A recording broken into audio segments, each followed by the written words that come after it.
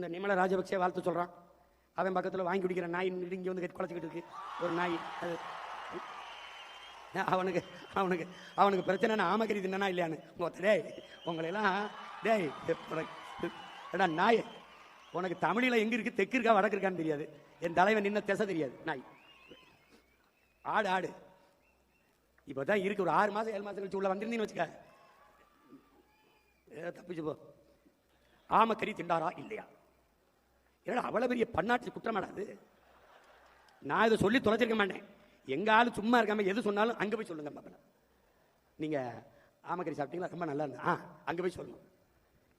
AK-74 பயிற்சி கொடுத்துட்டு அப்போ ரஷ்யாவில் இருக்குது, அதுக்கப்புறம் நம்மகிட்ட இருக்குண்ணா. அப்போ இந்தியாவில் AK-74 இல்லை. இப்போ இந்தியாவில் AK-74 சுட்ட ஒரு ஆள் நான் தான் இருக்கேன்னா ஆமாம் அது அங்கே போய் சொல்லுங்கள். அவர் சொன்னதுனால வந்து சொன்னேன் இல்லை, நான் எதுக்கு சொல்கிறேன்.